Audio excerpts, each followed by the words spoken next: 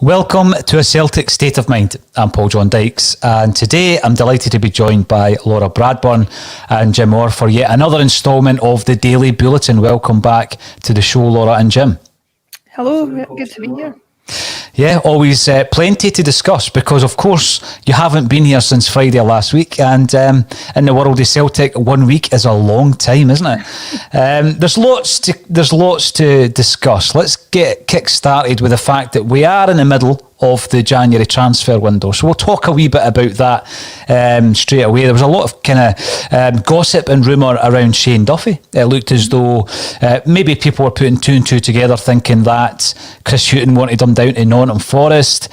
Forest have come out in Sky Sports today and said that they're not interested at this moment in time in Shane Duffy. We know that might not be the case, but it looks as though Shane Duffy may be at Celtic until the end of the season. Even with Shane Duffy in there, surely we need another centre half. What's your thoughts, Laura? I think definitely purely from a body's point of view, we definitely need that. I would be reluctant to, rush out and get somebody straight away because I think we have a poor track record as far as that's concerned. I don't have any personal information or knowledge of anybody that we've been watching the long term, which concerns me that we might rush out and make a panic buy. But certainly, if we were to lose, assuming even if Duffy stays, if he doesn't go to Forest or wherever else, if we were to lose, say, Ayer, to an injury or something like that, you're down to talking about El Hamid, who's not been on great form, Welsh, who's got very little experience, and Beaton, who's a makeshift centre back at the best of times. So from a necessity point of view, we definitely need somebody. Who that is at this point, I couldn't really offer an answer without seeing a bit more about what the scouting network is able to do in the current circumstances. It's one of these things, Laura. Obviously, at Celtic this season, there's been a lot more happening than just the football. And so I had a wee look at some of the transfer targets or some of the transfer targets long term. And it would appear to me that some of the guys that we were apparently interested in are getting tied up elsewhere. Mark McKenzie, Alfie Doughty. And all I'm seeing at the moment is kind of paper talk around a couple of strikers. And I could barely believe my eyes this morning when there was a suggestion that we might even be interested in Stephen Fletcher. I mean, surely we don't need another striker under the current circumstances. I'm looking at the defensive area of the park. But you mentioned Stephen Welsh there, and I'm going to throw this one back out to Jim. He's going to be playing, I would guess, and we'll talk about the game at some point over the next hour. I would guess that Stephen Welsh is going to be playing again tomorrow. I thought he played pretty well against Hibs on Monday night. Under the circumstances, Jim, I think we're kind of resigned to the fact that 10 in a row is gone.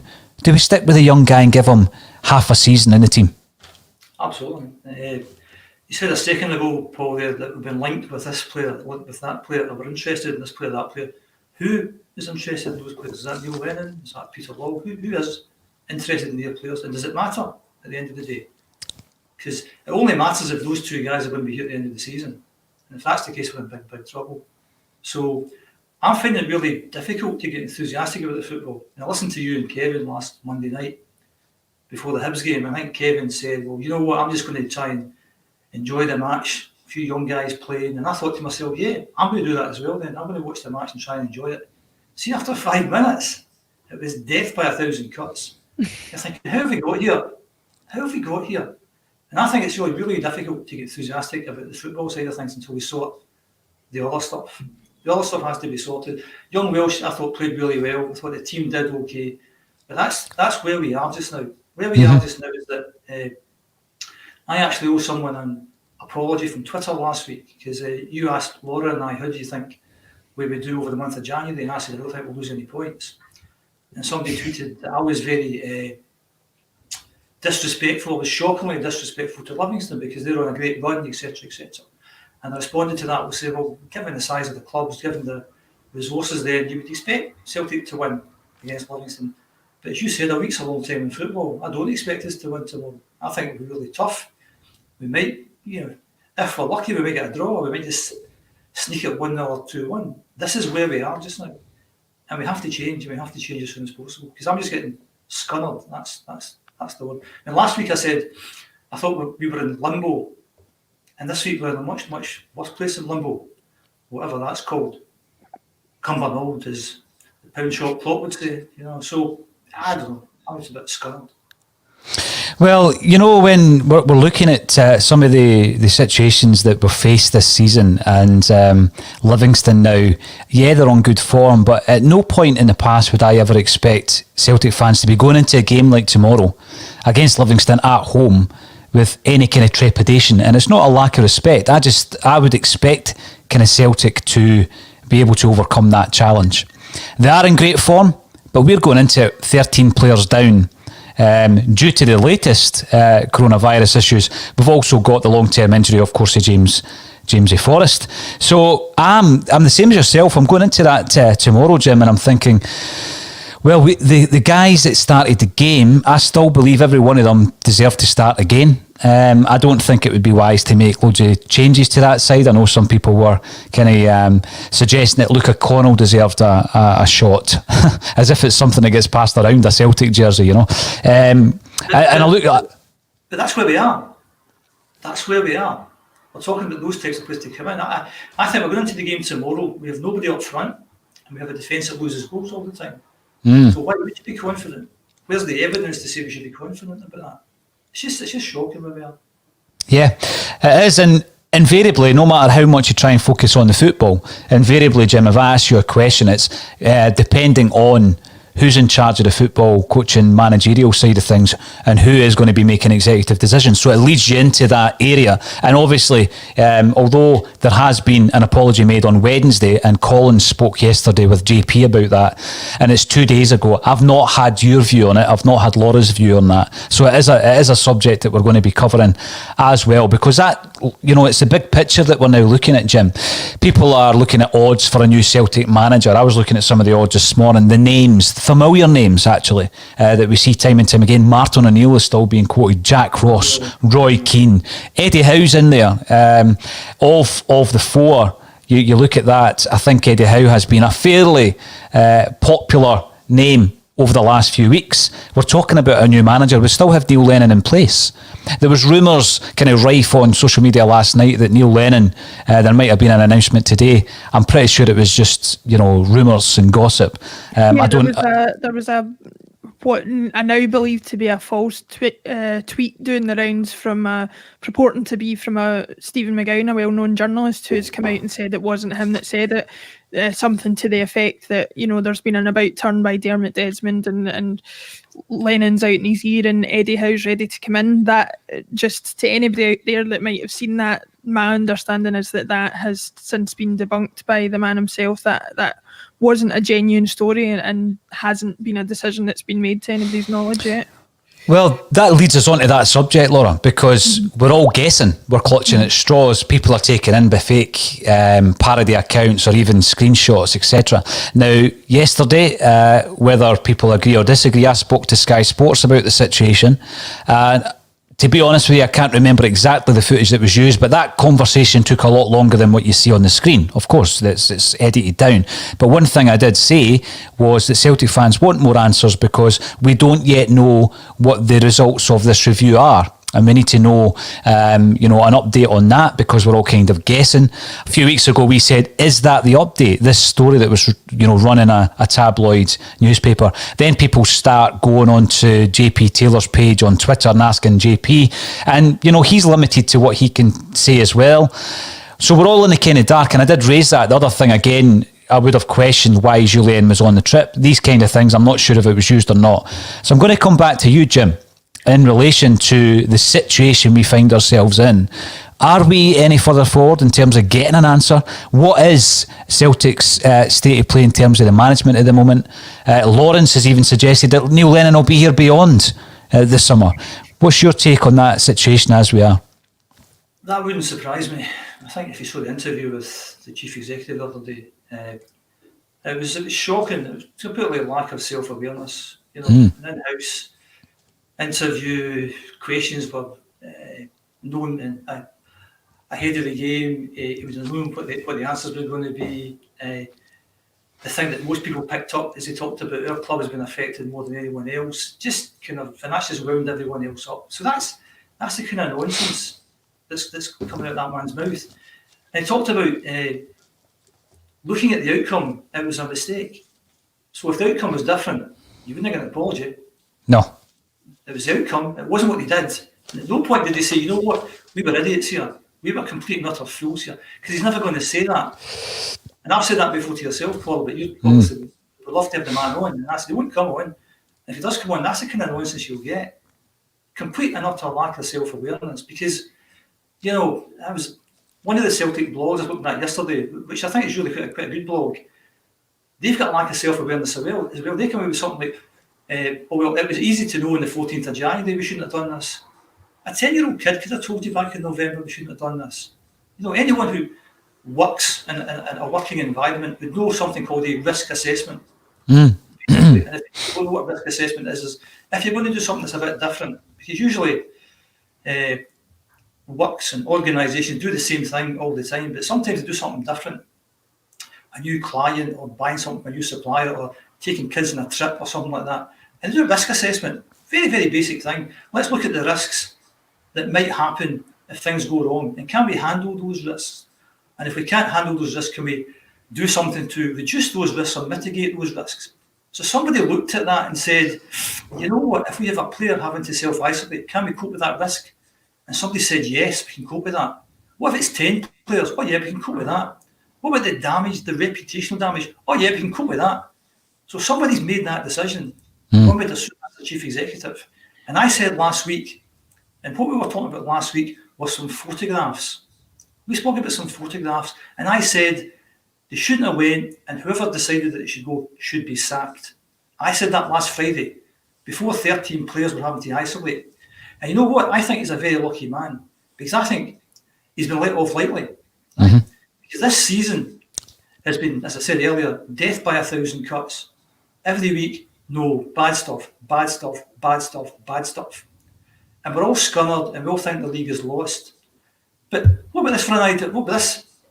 What if they'd have won at Ibrox? What if they'd have won 2 or 3-0 at Ibrox, played them off the park? And all of a sudden, we're all up, we're all enthusiastic. And we go to Dubai and we come back and 13 players have to self-isolate and we drop points to Hibs. You know, if you think you had a hard time then, just think about that. We managed to get things back and, you know, given it some sort of chance, and then we blow it by going to Dubai. It was the most ridiculous decision.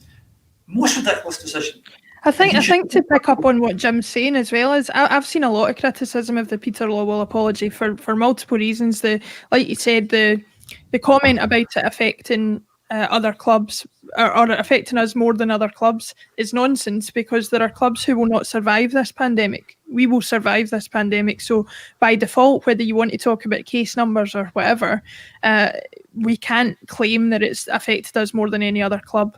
We also can't use it as an excuse for the poor season, because we've got a team across the city who are sitting 20 odd points ahead of us in the same circumstances. So, but to pick up on what you said, Jim's the first person that I've heard mention something that annoyed me. Like, everybody talked about the first 30 seconds of Lawwell's apology being good. I thought he went off the rails straight from the start with that comment. Looking back on the outcome, we now realise it was a mistake. That is like saying you only think a tackle is bad in a game if you break the player's leg. A bad tackle is a bad tackle, regardless of whether you injure the player or not. It's about the risk involved with the tackle that you make. With the trip, it was about the risk involved in us taking them there. Had we not been 22 points behind, had we not had any COVID cases off the back of it, I still wouldn't have agreed with us going on that trip. So to come out and say that the regret or the mistake is apparent because of the outcome it just makes absolutely no sense. Another thing that kind of bugged me was Jerry McCulloch asked a question and framed it in the phraseology of people are almost questioning the values of the club. Nobody was almost questioning the values of the club. We were questioning the values of the club. For him to say that the criticism was unfair and that we didn't compromise the values of the club with going on the trip is utter nonsense. You know, we're sitting in a situation where there's not even enough joined up thinking to think, do you know what? We could have saved those hundreds of thousands of pounds and paid our under 18 players and not had to use the government furlough scheme.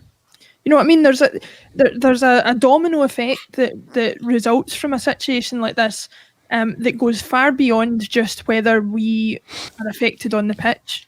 There's just the phrase bad optics is used a lot in PR terms and stuff like that. And from at the very minimum, it looks bad, but I think morally it's reprehensible. I mean, we've gone over all this all before, but I think what I found from Lobbo's situation was he was coming out and apologising because he thought it would save him something in the long term. He was not coming out and apologising because he thought, or certainly the content of the apology didn't make me think he's reflected on it and thinks they were wrong. That's a great point, because you brought up the fact that it was a very costly trip. Some estimate got £250,000, if not more. And although the situation with the under-18s team is that they can't play or train, and they've used a system that's been set up, I take your point, Laura, because looking at the values of the club, one of which is fair play, is that fair play in the greater scheme of things? Would we not be better have saved that money and paid it out of our own pocket? I would say yes. The other one, of course, is respect. So when you're coming away with this has affected Celtic more than anyone else, has it affected Celtic more than Celtic Hearts or Brora Rangers, who were denied promotion, or even the chance rather to be promoted, or Hearts or Partick Thistle? If I'm going to go as fair as I possibly can and say that, has it affected us more than it's affected them? Because that was down to obviously the pandemic and the lockdown first time round, and of course the clubs, as you say, right through the pyramid system, Laura, who won't survive this. So the big thing for me was the reputation of the club was already in tatters, and I don't think that the output on Wednesday has improved that any. Jim, I can see you're like a coiled spring to come in with a point there. What's your thoughts? No, just to finish this particular part of the conversation, is that I also said last week that anything that happens following that decision we thoroughly deserve. And what actually has happened is there's been so much noise last week. People were talking about Scottish government, don't like us, they're against us, this wouldn't have happened to us. All the noise that happened from that to try and excuse what we did, we made a bad decision. And the chief executive should have kept it short and sweet. If you get something wrong, just say, look, we got that wrong, and we'll learn our lessons and we'll move on. Once he kept talking, you just thought, shut up. Just shut up. You're making this worse. You're embarrassing yourself. It's like that. What's the guy that does the thing about? He's in the next room. Is that Michael Spicer? Yeah. He's saying, "Shut up! For God's sake, shut up!" And we've got the foundation. Shut up! Shut up! You've said, and it's a world-class facility. Shut up! Just shut up! Mm-hmm. You made a ridiculous mistake, and you should resign. And you haven't resigned. Therefore, we're still in the position that we're in just now. And you've got a manager who's made a complete pig's ear of this year. And the chief executive has played his part, and we've talked about that in the past, about things that he has done, how he has interfered. So losing the 10, hey-ho, that's just the way it goes sometimes. But we know who's to blame, and we know the two people that are to blame. And for anybody who believes that this has just been made a bigger issue by other clubs in Scotland and by the Scottish government and by Scottish society, if you were on Twitter, I think it was last night, you'll have seen Spartak Moscow arrived in Dubai for their own training camp. I think Colin and JP were talking about it yesterday and made a comment, any advice, Celtic? If the Twitter admin team at Spartak Moscow, who are on the other side of Europe, are making jokes at our expense, you can bet your bottom dollar there are other clubs and other fans all across Europe and all across the world who are looking at the situation and thinking the exact same thing. Now, I don't know what position from which Spartak Moscow think they have an ability to make jokes about it, considering they're doing the exact same thing. We'll see what happens to them in a few weeks' time. But it certainly spread throughout the world. And what I would want to say is, I know that we're coming on here talking about the same subject, the same issue, the same sort of negativity that's around the club. When I joined this podcast in December, I wanted nothing more. I want nothing more than to be able to come on here and talk about Celtic, talk about the football, talk about the team winning on the pitch. If I had been on this podcast during the treble time, that is what we would have been talking about. The top and bottom of the matter is we can't talk about those things because we are experiencing issues that go far beyond that and that are probably bigger than just football matches at the moment. That is why that is the focus of our comments at the moment. That is the focus of our conversation, as much as it might not, it's not enjoyable for me to sit and say this about the club constantly, but that is the fact of the matter, and you can't sit and pretend that it's otherwise. Yeah, no, I would just echo Laura's sentiments there, because when you asked me to come on 3 months ago, you're saying this will be a laugh, this will be a good laugh. You're thinking that's not a good laugh. It's depressing. Sorry, Jim. Fully false promises. Well, it's also the fact that, we were chatting beforehand about, I think you've come under, some of the stuff that people have said about yourself, extremely unfair. And I saw the tweet this morning, and somebody said, get behind the club. Now, I love when people say these things, because then you say, what does that mean? What does get behind the club mean? Because you know what, he didn't say get behind the team, he said get behind the club. Now, the club to me is a public limited company. So what did the club think of me, think of Laura, think of yourself? It's money. So am I getting behind the club? Have I bought a season ticket? Tick that box. Do I subscribe to Celtic TV? Tick that box. Have I bought some merchandise? Tick that box. And the thing is, I never get a hamper. Right? I'm not hamper worthy. I am not hamper worthy. Natasha said she would give you the oatcakes, Jim. When do we want hampers? When do we want them next Christmas? I never get hamper. I am not hamper worthy. That's what they think of me. Right? I saw today on Twitter. You'll be getting coal in your sack next Christmas, Jim. You'll be getting coal in your sack. No, it's okay, because I saw today on Twitter we've now got a Lisbon Line chocolate bar. So I'm going to buy the Lisbon Line chocolate bars as well. So I will get behind my club. So the person who tweeted that, he might even be doing something just now on the comments thing, but tell us what you mean by that. Tell us what you mean by that. Because if there's things to talk about, do you want me to go out every night and clap, at 7 minutes past 6, 8 minutes past 8, the quadruple treble, what's that, 4 minutes past 3? I'll go out the road and clap. What do you want me to do? Tell me what you want me to do, and we'll do it. Right? Tell us what you want. But don't say things like get behind the club, because I've got no idea what that means. I've got no idea what that means. Because I'd love to, as Laura said there, be sitting here thinking, if we were 21 points clear, we'd be excitedly looking forward to the game tomorrow against Livingston. Who are we going to play up front? Maybe we should give Lee and Eddie a rest, because they've scored 40 goals between them this season. And isn't he playing well? What about the Europa League last 32 game we're looking forward to? Love to do that. But where we are just now is we're a laughing stock of a club, as Laura just said there. There's people responsible for that, and they're not doing anything about it, and no one's telling us what's happening. And that's why we're in a place that's less than limbo. It's just ridiculous. Listen, if you believe in alternate timelines, Jim, there is a timeline in which we are sitting discussing that very thing. So yeah. Keep that in mind. It's not the one we're in. I thought you were going to say keep the faith there, Laura. That's what you said.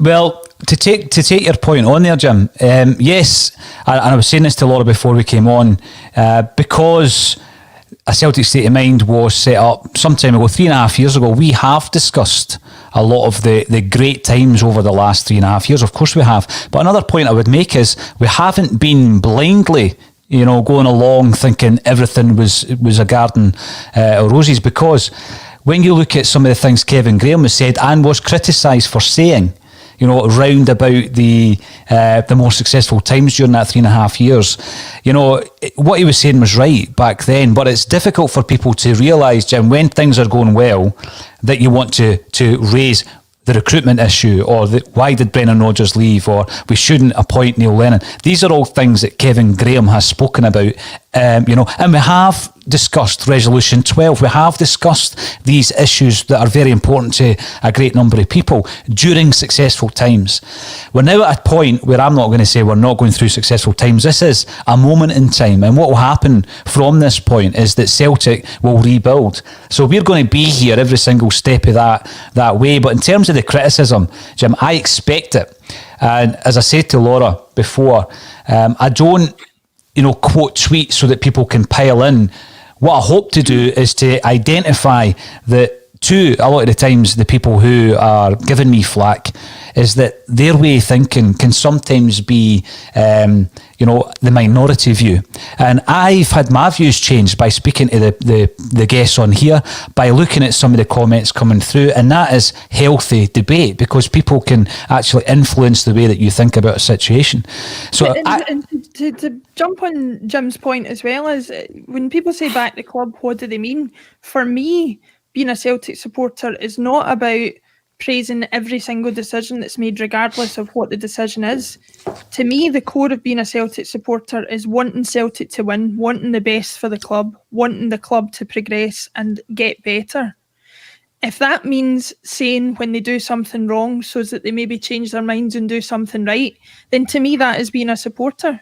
It is not sitting clapping every decision because you think that is the way in which you should respond. I'm not saying that anybody should or shouldn't do that if that is the way they want to support the club, but don't come out and criticise other people for the way they support the club. As my granddad used to say, you don't have to wear the colours to be a supporter. You can support in any way that you see fit.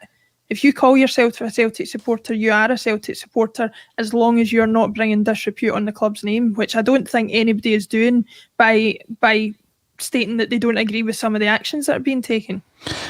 You're right, and talking about the club being a laughingstock of European football, I said those immortal words and came in for a lot of criticism and thought to myself, was that harsh? And then about a few days later, that tweet comes out from another European football team, which shows that in actual fact at this moment in time we probably are, but we should be setting a standard as Celtic Football Club, because we may not be at this moment in time an elite football club in European football, but we are an elite football club within our own domestic game, and we should be setting the standard, And I think that goes back also to the point you made, Laura, about the trip itself, the cost of that trip.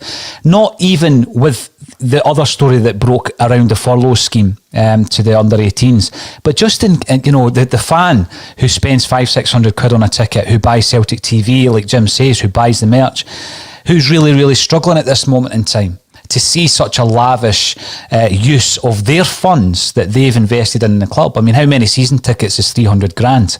So I just think that we've heard all the cliches and reading the room and all. I just think that it was bad judgment. It was a bad call. And I'm convinced that the person who would have had the final say in that would have been Peter Lawwell for any number of reasons. And yeah, it's great that he came out and apologised, but for me, it was too contrived. The words were hollow. It could have been, for me as well, if I really want to dig in on this one, it could have just been the first stage of the charm offensive, with the season ticket renewals coming up. And the next part of that, I would guess, would be a change in manager. But I don't expect that to happen between now and the end of the season, based on views that I've heard on this podcast by the comments section. So I'm now of the way of thinking, Jim, that we do have a new CEO in the wings, waiting in the wings, and they will want to be part of a new structure at the club and the recruitment process and the recruitment of a new manager. Do you think that's something that the club might already be embroiled in, that level of change? I think the structure is fundamental to everything, and it does my head in when I hear some of the names that we're linked with, again, your Eddie House and your Roy Keanes and all that. It's just lazy. Just lazy. There's thousands of managers, assistant managers and coaches all over Europe. If you're a chief executive, your finger should be on the pulse. You should know who you want to go after. But fundamentally, it's the structure. Do we want another manager or a director of football? What do we want? And I actually thought if you go back to 97, 98, when we Jock Brown and Wim Jansen, it was a shame that they didn't get on. If you managed to get a Jock Brown and Wim Jansen and they got on at the time, we'd have done quite well those seasons following that season as well. With no Martin O'Neill and no John Barnes and all that kind of stuff. So I kind of like that structure because I think it's very important to know what people do and they're very strict lines of their roles and responsibilities. And that's why we've failed, because Peter Lawwell tends to kind of go over the lines and gets involved in the football kind of stuff. And for me, I would like a director of football who deals with transfers and negotiations with the players, the youth system, and all that stuff that's not directly involved with the first team. That's the head coach's job.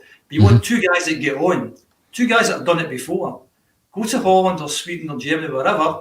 I don't know the answer to this because I'm just a punter. That's all I am. I don't get paid the money they get paid. They should know these people are out there somewhere. So for me, I'm not really fussed about, O'Neill or Jack Ross or Eddie Howe or something. To me, that's lazy. If we end up with that, it's the obvious thing. It's like buying players because you played against them. We bought Barkas because he played quite well against us. We're partly interested in the Swedish guy who played against us for Sparta Prague. He was really good. It's lazy. We should be better than that. So I think the structure has to be right. If you're going to get a new chief executive, one assumes it's going to be a good guy or woman, a good man or woman. If it's a good man or woman, they'll be in a job just now. So how long does it take them to work their notice? That could be 3 months, that could be 6 months. He's not going to get a guy tomorrow. That's not going to happen. We've got the Champions League. Look at Queen's Park. They've shown probably a lot of ambition getting Leanne Dempster in. She had turned the fortunes of Hibs around in a lot of ways. You only have to look at the replies under her leaving statement on Twitter to see what the Hibs fans thought of her. I'm sure she'll have success at bringing Queen's Park onto another level. Now, if Queen's Park can attract the calibre of somebody like Leanne Dempster, surely we can do something similar.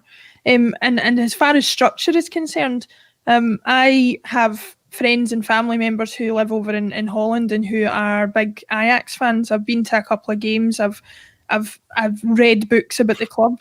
Now, they're a bit like us in terms of they play in a league that doesn't have great sort of standing around Europe. The standard of the teams below them is I went to see them play FC Groningen, and the opposition was non-existent, to be honest. They were on a level of, well, I won't name Scottish teams, but they were on that kind of level. They have developed a system where they have invested in training, they develop players, they bring them out, they sell them on for big profits, and there is no bitterness there about it. They sell them on with a congratulations on your move, all the best for the future, and then they go and develop the next one. And they are happy for that to be the case. And every few years they develop a team like the one they had a couple of years ago that got to the semi-final of the Champions League. If we operated like that as a club, I think we need to get away from this thing of being Celtic players at heart and being loyal to Celtic. That is unfortunately a bygone era. If we could operate more like an Ajax, who have a name to trade on, develop those players, get them out into the world, develop the next generation, and every few years you'll bring together a team that will get success because you happen to have a certain group there. And I think that's the way we need to operate going forward, because Ajax are a big club, but I would argue that they're no bigger than Celtic. Certainly not nowadays anyway, and yet they're able to get managers in like Frank de Boer. Obviously has connections to the club, but at the time he was highly thought of, and he did well with them. Peter Bosz, Erik ten Hag. These are guys that, honestly, if they were our manager, we would be absolutely delighted with it. So what is it stopping us from having a structure like that we can take the club forward in a manner like that, keep our name, keep our reputation, but maybe just change the focus of what we're doing? When it comes down... It's also the fact that if you take what Kevin said last week about we've had all the success in spite of who's in charge, and if you had the people in charge you just said there, just think what we would have maybe done in Europe, because again we've been a laughing stock on the pitch in Europe, never mind off the pitch in Europe. So there's all that kind of stuff. To me, that's not lazy. That's like doing what you should be doing. And that's why if you get a chief executive getting paid a lot of money, that's what they should be doing. The first time that we hired Neil Lennon, that was lazy. Really, really lazy. The second time we had him, that was really lazy. And the old saying that if you act in haste, repent in leisure, that's what we've been doing. This season. We've been doing really well up to now, but that's in spite of what's behind. And all the stuff Laura just said there, that's exactly where we should be going. No Eddie Howe's, no Roy Keane's, no Martin O'Neill's, no none of that stuff. And obviously, there's risks inherent in that. In the same way that the Rangers brought in Paul Le Guen, it kind of went pear-shaped pretty quickly. But if you research what you're going to do, and you do it on the basis of that, and it doesn't work out, You put your hands up and said that we did the right thing at the time. It's just not worked out because there's no guarantees it will work out. But when you make silly decisions and they don't work out, you deserve to go because you stand or fall by decisions that you make. Yeah, and I'm seeing people coming in the comments saying, that I'm being unreasonable or I'm being unrealistic. That might be the case. We aren't at that level. I'm saying it's something to aim for, something to aspire to. I'm not saying that we'll necessarily reach it, but it would certainly be something to work towards. In respect to the bigger picture, as it were, the structure of the club, and sorry, Jim, but we can't see your face over this next message from Patrick Murphy, who is commenting on YouTube. For once, I don't want Celtic to bring in more players. The league is over. The majority of support wants the manager out. So why give him any more funds? Priority now should be a new CEO and manager. And that really brings to light... The thing is with that, Jim, is how many of the players were identified or rubber stamped by the manager anyway? And that's a discussion we've had on the podcast quite a few times. So if a player was to come in January, it would have been going through the same kind of system that it had gone through last January and in the summer, which, there's an input from the manager, but they certainly don't have the final say in it, contrary to what Gordon Strachan was saying. So when we're looking at where we are just now in terms of the structure and where that's going to lead us to, Jim used a word lazy. I used that previously when I also called the club arrogant. And what I mean by the club is just the way that we're going about our business at an executive level. Laziness, yes. Talking about the 2 times that Neil Lennon was given a job, Jim, for sure there was applications from elsewhere because it is an attractive proposition to be the manager of this football club. People sometimes say that. Why on earth would anyone? You know what? They're not going to focus on what's happened this season. They're going to look at the greater aspect of the standing of the club, the financial element of it, the history, the European pedigree in years gone by, but also the opportunity to take that club back into the Champions League. So there are loads of options available to Celtic every time we come to a point where a new manager is to be appointed.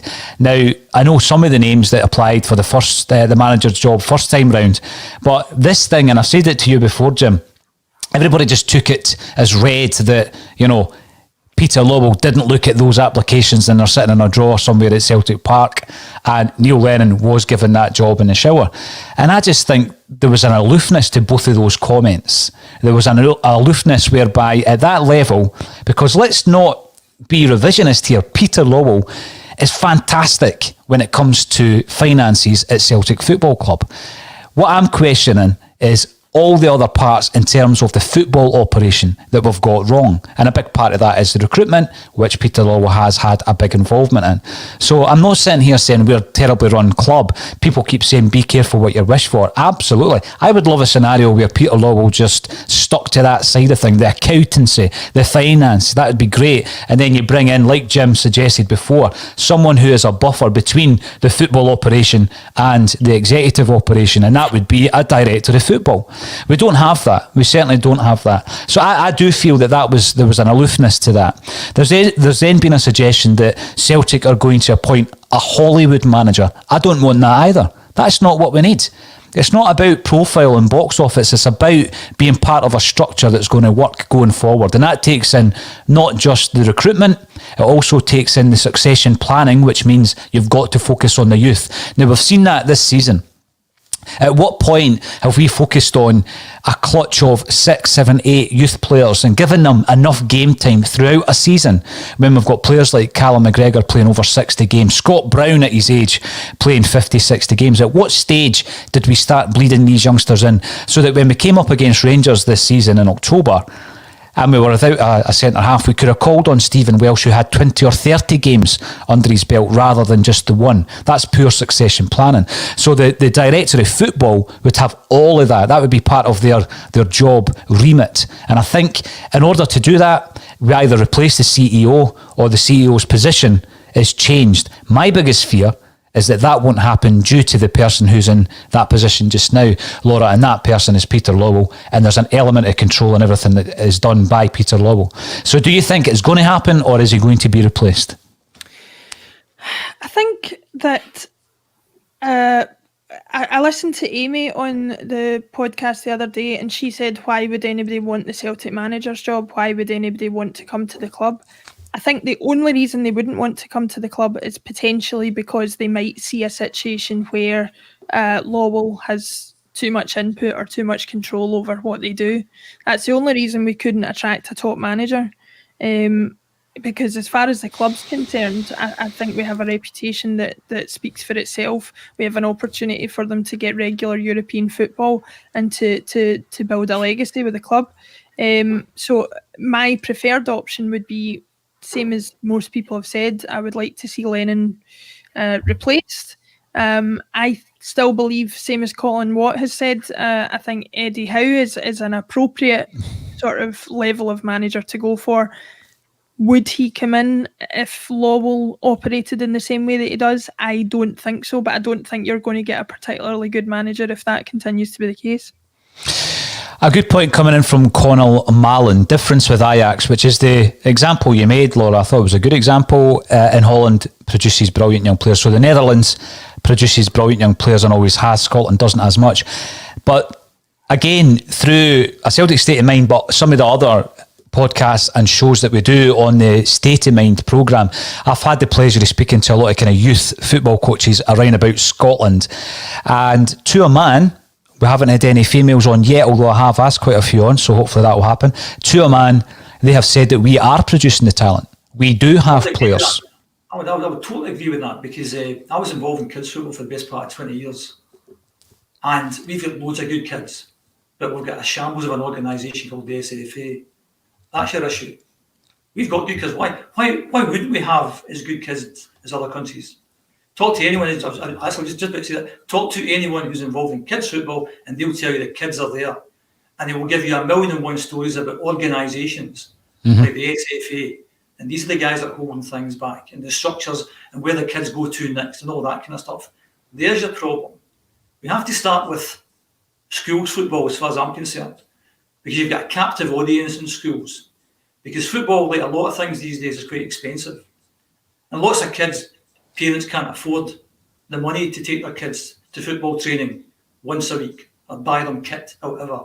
And that's why we have to invest money, in my humble opinion, in schools football. Because I was involved in schools football. They're there.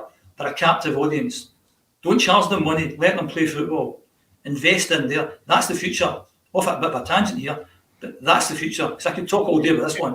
And the other issue is, if your response to any suggestion that somebody makes is just to come up with a reason why you can't do it, so you just don't do it, you're never going to make any progress. You have to say, no, we aren't there. What are the reasons why we aren't there? Can we change those reasons? There's nothing significantly genetically different, to my mind, between a Dutch child and a Scottish child. So why? Absolutely. So Absolutely. why can't you make the difference? That's also what annoys me as well, when people make those kind of comments. Well, Holland are better than us. Are they? Show me. Where's the evidence of that? There's no evidence of that, not unless you're involved in this kind of stuff. As I said, Paul, you could do a whole show, you could do 100 shows on youth football and get those guys in and get them to tell you exactly why the kids aren't doing as well as they should do once they get to a certain level. They'll tell you.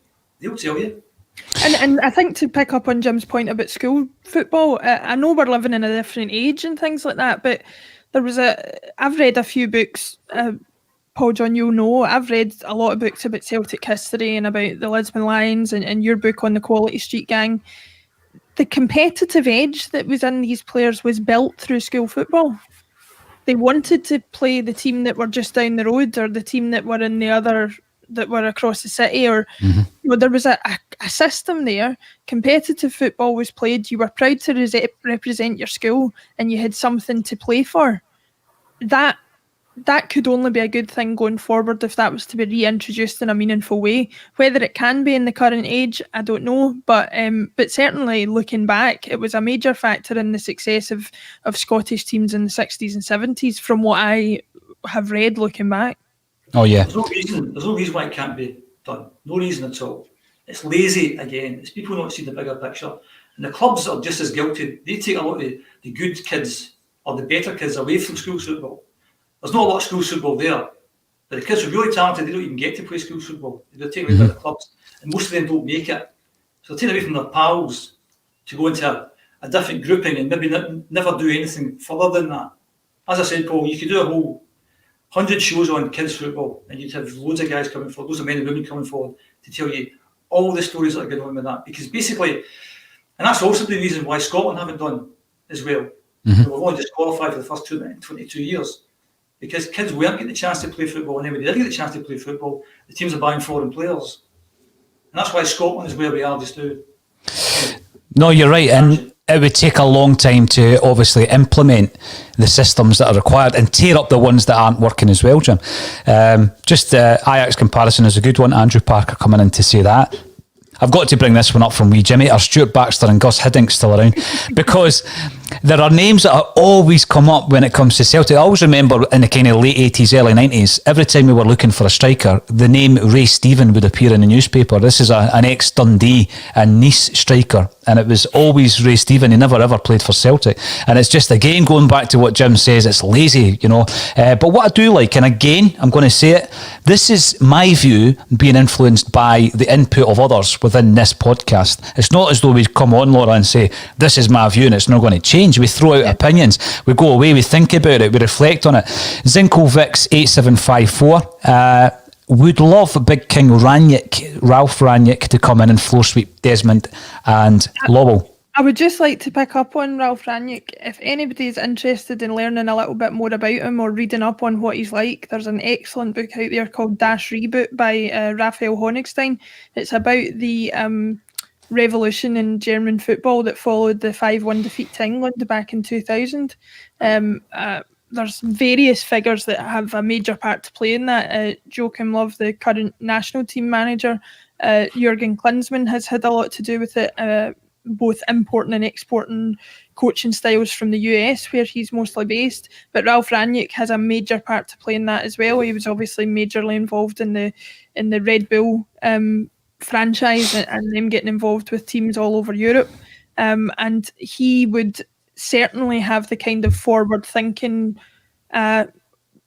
sort of ideas that you would want to have at the club to take us forward, because everybody's acknowledging these are big, grand things that we're talking about. These are not things that are going to change things within the next year or 2 years. You're talking about a project, something that's going to be a 5-10 year project to take us from where we are now to the level that we aspire to be at. Yes, and I have to maybe look at our expectations in this, because a few months ago, we're talking about maybe getting people like Benitez and Pochettino, and Rangnick to me is in that category. He's a very much in-demand man. We will not get Rangnick because he's just too up there for us. We are kind of small country, small backwater. We are where we are in the football food chain. That's where we are. Rangnick would be an astonishing appointment, an unbelievable appointment. But we won't get Rangnick because other teams will want him. Big teams will want them. Liverpool's and Man U's of this world, Chelsea's of this world. They want guys like that. We won't get Rangnick. We want somebody who makes sense. As long as it makes sense, off we go. But Rangnick, for me, is way beyond us. The other thing, the point has been made by Mark. Welcome back to the show. You're talking to us via our YouTube channel. Ajax have an ethos that is legendary. It will take an era of minimal success for us to reach that level. Someone else comes in to say they've won 7 titles in 20 years. That is something that, you know, if you're going to implement a brand new structure, there may be a period whereby you're not dominating the Scottish game. And again, it comes back down to engagement with fans. We need to know what the actual strategy is, you know, so that we can buy into it. And this is a big thing now, talking about a strategy or tearing up the structure or doing something a little bit different. I've been thinking about managerial appointments in the not too distant past. Jim spoke about when we won the league under Wim Jansen. We then appointed Joe Venglos, and at that time Fergus McCann believed that he had to appoint a manager that didn't have that association with the club. And in actual fact, his remit when we were looking for a manager was that there was not to be a British manager. We had an opportunity to bring in Bobby Robson at one stage around about that era, who would have been fantastic, you know, a great football manager. But we had that remit that as set by Fergus McCann, having dealt with Lou McCarry and the issues he had with Lou McCarry, and then Tommy Burns with Tommy's emotional attachment to Celtic, which Fergus McCann believed could actually detract from the job. So we appoint Wim Jansen and we follow that up with Joseph Venglos. These were, a change in direction for Celtic to do things like that. But what then happened after that was Fergus was gone. And his parting words to Alan McDonald, the incoming Alan McDonald, was, do not appoint Kenny Dalglish. So what Alan McDonald did was he appointed Kenny Dalglish, but he appointed him in this director of football, although that wasn't the title he was given. That was his position as director of football, with John Barnes, the rookie manager, underneath him. And we know how that went. And in actual fact, our performance in the league this season isn't far off the performance in the league at this stage of John Barnes' season. The other time I can remember us doing something slightly different, a wee bit more left field, I would suggest, was the appointment of Ronnie Dyler. No association to the club. I'm not going to say he was an unknown, because he was an up-and-coming coach in Norway. Man City were interested in getting him involved in the academy. But we did something different. Do you think there will be an element, Laura, of the Celtic board saying, well, we've tried things before and it didn't work, we should maybe just stick to what we know? That seems to be the way that they operate anyway, so I don't see that changing without the personnel on the board changing. I personally don't really understand in the modern age this obsession with getting somebody who knows the club or somebody who's a Celtic supporter or a Celtic fan. As much as it will pain a lot of Celtic fans to hear it, we are, to the majority of world football, another football club. And in a way, we have to kind of start trying to operate that way. We have to just look at, you don't appoint somebody to manage in Morrison's because it's their favourite supermarket. It's like, you have to look at their ability and their credentials for doing the job. You have to look at whether they could actually take your club, regardless of who your club is and what their prior connection to you is, and say, can that person make the strides that are required? You'll have to look at what's happened with Neil Lennon. Like, yes, he has had much success. Some of it's due to the fact he didn't have great competition in his first spell. Can we honestly say that there's anything in his current managerial record that would have got him the Celtic job had he not previously been a player for the club? My suggestion would be no. And so therefore we have to, if we were in a situation where we could get a top class manager because he had previously played for us, then fine. We basically did that with Brendan Rodgers. We took advantage of his connection to the club and his current situation to get a manager we would never have got. But if it's going to have the opposite effect and mean that we appoint somebody that we otherwise wouldn't have appointed and dilute the quality we have just because they know the club, then obviously that's the wrong way to go. We're talking about ambition. This is all about the vision of the club, Paul. This is all about the vision. What's the vision of the club? What's the strategy of the club? Go out there and get the best people you can afford. I don't think we could afford the sort of main guys out there. They get the silly money. So who's the person that you can afford that fits into the vision and fits into the strategy? Don't overcomplicate things. Keep it dead simple. Here's the vision. Here's the strategy. We've identified 30 people who fit that vision, fit that strategy. 20 of them we can't afford. There's these other 10 here. We can afford these guys. Let's go and get them. It's not that complicated. No, you're right. And I think one of the biggest criticisms that's come out, and a lot of people are saying with hindsight, but Celtic fans were talking about this during the period of domination, Jim, is that the vision that we had at Celtic from the executive members at Celtic was, as long as we were dominating Scottish football, as long as we were a nose ahead of the competition, be that Aberdeen for several seasons, Motherwell for a wee bit, and of course Rangers when they come back in. So that's where they've been pitching their ambition and their vision. Now, to go back on a point Laura made about Leanne Dempster, let's have a quick look at Queen's Park, who they are and what their vision is and where they're pitching that. Now, they're obviously being bankrolled and we know that, but you look at the appointments that they've made, even at managerial level.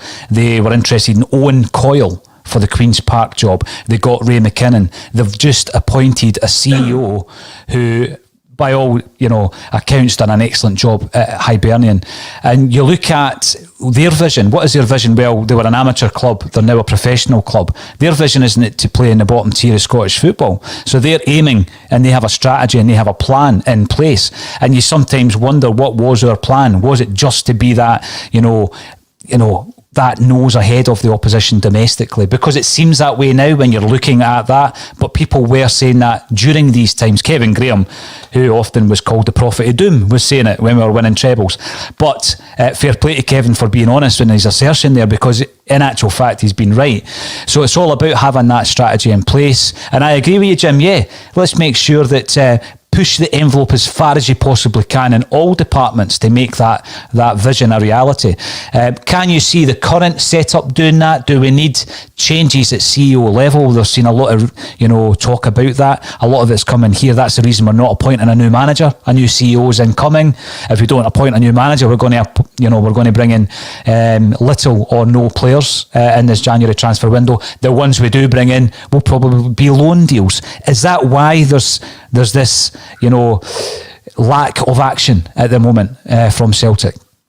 I'd be surprised if we bring anyone in. I think there's enough players there to get us that second place, and except the fact that maybe at the back we're a bit light. But I just don't see us buying anyone. So not really buy anyone. We may get the word loan. We may recall some of the players we've got on loan. That should be enough without trying to disrespect another team. That should be enough to get a second place. We get second place, we're in the Champions League. But we have to change the structure. The structure is the most important thing. And if I had to guess what's going to happen, I think we'll keep the chief executive. I think we'll appoint a director of football and a head coach. And I think there'll be very clear lines drawn between the chief executive and the director of football. I think we'll stay. That's my guess. Well, if that's Jim's assertion of the change in structure, then I would say, just to back up what I was saying before, although you're saying we have no chance of getting Ranić, what do we lose by sounding him out? What do we lose by saying, nothing at all. This is our plan for going forward. At least push it forward. And you never know, even if he himself says it's not an option for me, I'm sure he's got connections in the world to say to a younger, more inexperienced person, listen, this is not an opportunity I'm interested in, but for you it's fantastic. Why don't you give it a go? And we know that his judgment is good enough that he would suggest somebody else to come in. That would be my way of going forward if you're going to go down the director of football head coach route. This is going back to interesting image choice by Sloppy Giuseppe. I remember that picture. Actually, there was a big pizza as well, which shows you the lack of creativity of the journalists around about that time. Wayne Rooney would have had a chance of lifting the World Cup if he was intelligent. He's a typical product of the football culture here and regarded as world class. On that point, Wayne Rooney's just been appointed Derby manager, so that puts to bed any suggestion by Jason Cundy that he would be a good manager for Celtic. But what I would say about Wayne Rooney is that we have seen it. We've had it, kind of rammed down our throats for a generation. All the greatest league in the world, all that kind of stuff. We've seen Newcastle, we've seen Liverpool, we've seen London producing all these great players who play in supposedly the best league in the world. They're just down the road. So, there isn't some kind of genetic failure that stops Scotland from producing footballers. It's the structure that they are produced into that is failing. And that's a shame, that's a sad indictment when you probably lost a whole or several generations of football players to the structure that we have in place. And quite a few of them who are flourishing now. Kieran Tierney, Arsenal are now saying it's been a steal at £25 million. Andy Robertson. These are guys who were either freed or almost freed from Celtic. The structure needs looked at. John McGinn is another one. There are plenty of examples over the years, even when Scottish football has looked like it's in the doldrums. There's always been a Scottish player never too far from the success. Even going back, Darren Fletcher didn't grow up in the Scottish game, but again, he's a Scottish player who went on to be in one of the most successful sides of Ferguson, Alex Ferguson's reign. And you can say what you like about, whether he was one of their best players. He obviously was good enough in the eyes of Alex Ferguson to do a job. And so he's actually proof that it's about the training setup, it's about the surroundings that make the player. Certainly from a genetic standpoint, there's nothing to stop a Scottish player becoming world class. If there was, then we wouldn't have had all the players that we've had over the years, your Archie Gemmels, Kenny Dalglish, Graham Souness, all those players that were at the top of the European game when they were playing. The conversation's gone right around to the point where we're looking at obviously the youth structure as part of the bigger structure at Celtic. Tomorrow we face Livingston, the on-form side or in-form side in Scottish football. At home, we're going to be playing a lot of the youngsters who we've seen against Hibs. Tell me, Jim, who were you most impressed by from that crop of youngsters that came in? Yeah, I thought Welsh played well. I thought the boy Harper was about his depth. I wouldn't blame him. He must have been thinking he was going to watch the game on Celtic TV a few years earlier, and all of a sudden he's playing the game up against a very experienced Hibs team, and he's playing at centre forward. We understand he's not a centre forward, so I thought he struggled a bit. Opal Flex looked actually not bad when he came on. I'd maybe start with him tomorrow. Dembele, it'd be good to see him have a full game to see what he's like, because getting these wee 10-15 minute cameos aren't too good. I suppose that is the one good thing, is maybe a chance to see some of these other players that we would have a chance to see. But I think it'll be a tight game tomorrow. Yeah. Good point by JP. Just before I come to you, Laura, Aaron Hickey will be another. I think so. Yeah, he seems to have adapted really well since he went over to Italy. So, Laura, yeah, who were you impressed by? We're hoping that we'll see them again tomorrow. Will it be a case of thanks, lads? That's you back out the first team squad after that? Yeah, well, I don't know where we're sitting in terms of isolation periods, how long. I think the suggestion was, but I think it was last Wednesday, is that right, that the isolation period started? So I don't know when those players actually come out of that and when we'll have full use of those players again, because that'll obviously dictate the selection process. My daggers are out for Colin Watt as far as Cameron Harper's concerned, because I was expecting big things. I hadn't seen him, but, like Jim says, it's first appearance, and there's a lot of pressure in the circumstances, so you can understand them maybe not getting off to a flying start. I would like us not to throw the baby out with the bathwater as far as Hibs is concerned. We didn't play brilliant, but and certainly I think if we have the opportunity to go back to a more full strength team depending on isolations, then we should do. But I actually don't know what more we can do in terms of selections. Possibly, give somebody like Dembele a shot from the start, because he's just something different. He's just something exciting that teams will not be prepared for, I think. And I remember looking back, I think I said it earlier on in the podcast in a previous appearance, we're now talking about the season before last that he made his first team debut. And he's basically back to square one as far as that's concerned.